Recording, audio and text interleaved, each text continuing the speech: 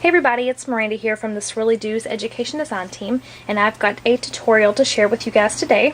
In the technique kit this month we had these awesome chipboard gates, and I definitely wanted to use them on my canvas first, but then when I saw the little tray that our wooden embellishments came in, the Prima tray with all the little wooden pieces, I decided that I wanted to kind of make a configuration box out of them and then use the gates to open.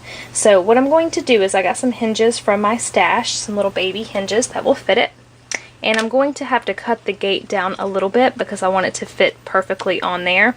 So on this one I'm going to cut just this piece off, and then on the next one I'm actually going to cut all the way up to here, so that way they will close exactly where they need to. Okay, so I'm just going to cut this first little edge off over here.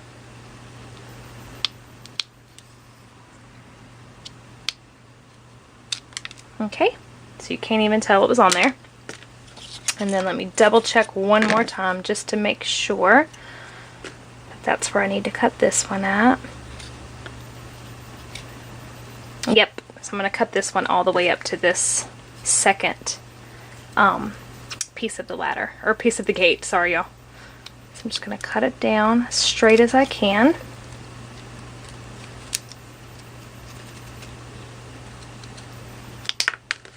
Okay, so that should do it. Okay, now that I've got those cut down, I'm going to go ahead and prime everything with some gesso.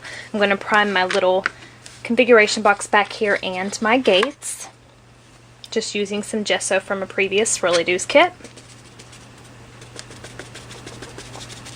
And I just kind of like to pounce on top of my objects that I'm painting because I'm not big on brush strokes, and this just gives it a lot more texture too. And then also a little tip, when you are painting chipboards and stuff, I like to heat set them as soon as I get the paint on there, because sometimes chipboards, depending on the thickness, will start to kind of fall apart the longer they sit with a liquid medium on top of them, like a spray or a paint or gesso.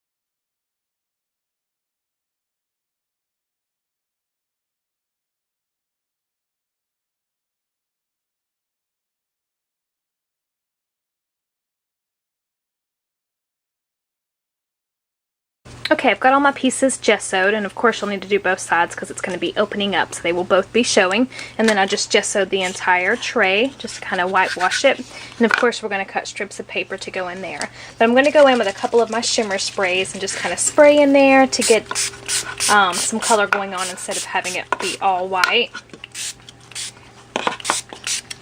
I'm just using Treasured Hem spritz and then cotton candy spritz as well.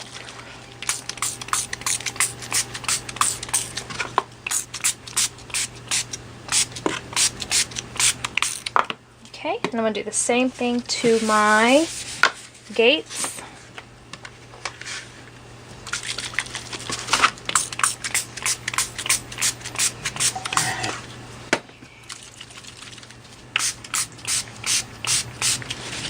Okay, now that these have got some color on them, I'm going to go ahead and use the glass bead gel that came in the kit this month, and I really want to go over my entire gates with them. I'm not sure how it will turn out. I'm new to the whole glass bead gel medium, so we are going to just experiment and see how that comes out. So I'm going to get a paintbrush, and I'm just going to start painting it on there.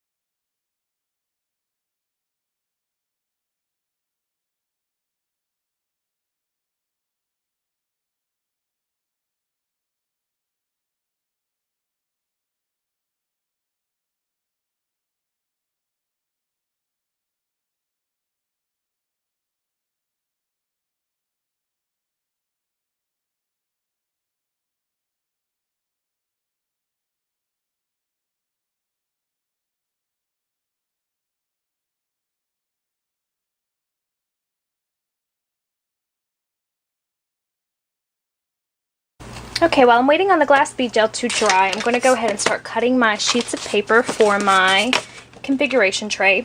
And there's 3, 6, 9 of them, and they're 1.5 by 1.5 each, or actually a little bit over. So I'm just going to use some of the different papers from the kit, some of the fairy rhymes, and let's see what this one is called really quickly. I think it's called Ruby Rocket, if I am correct. Yeah, it's Mother Nature by Ruby Rocket. So I'm going to cut some of those up too. And then I'm also going to pull some of the engraver from last month's kit, the vintage sheet kit, and use some of it as well.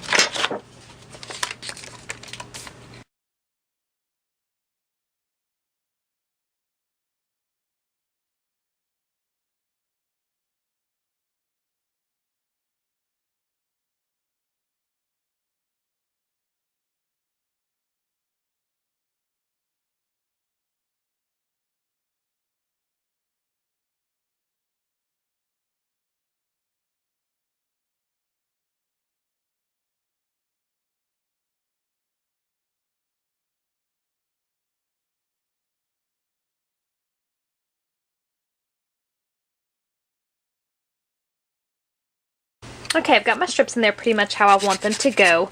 I'm just going to distress up my edges before I actually glue them down.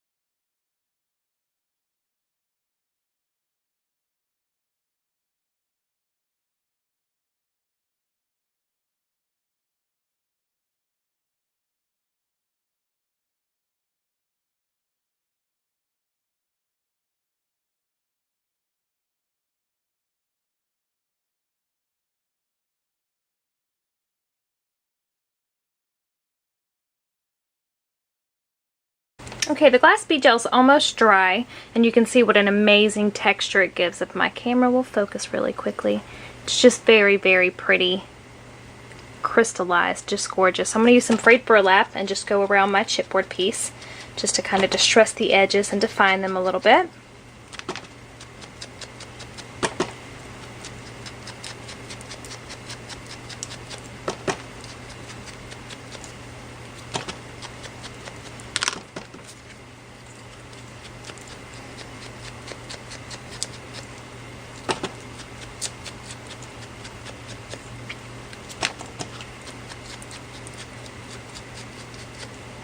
Okay, and I'm going to go ahead and work on adhering these down with my hinges.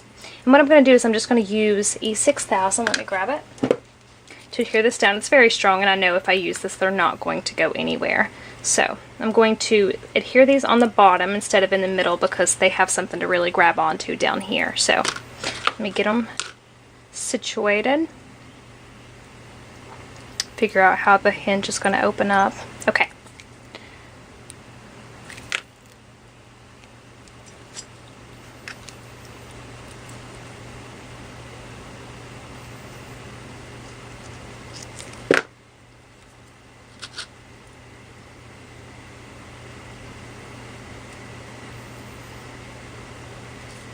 Okay, I'm just going to let that dry, and once that's done I'm going to add some brads and stuff to kind of finish it off and make it look like it's just nailed on there. So I'm going to set that one to the side.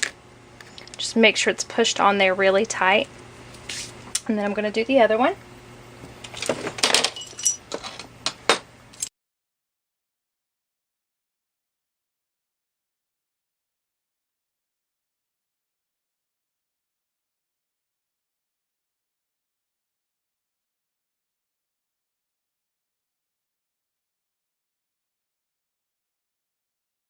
Okay, in the kit there was also a nice strip of this really, really pretty lace. So I'm going to adhere it to a couple of random boxes in here.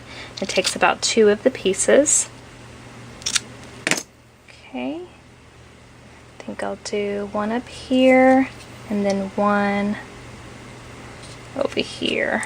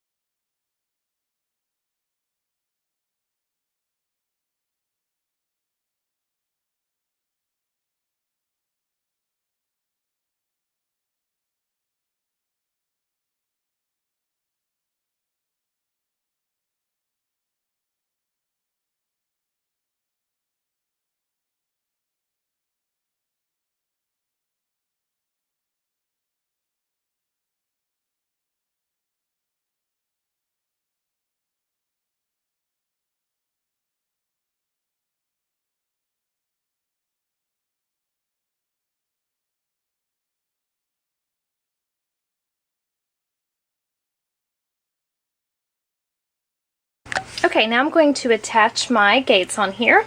Still got a little bit of the wet glass bead gel on there, but it will dry anyway. So I'm just going to place it where I want it to go. Okay, get my E6000.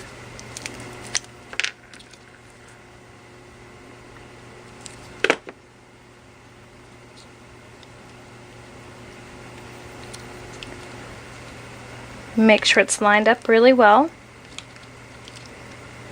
And then just push the E6000 part of the hinge to the wood. Just hold it tight for a little while until it bonds on there.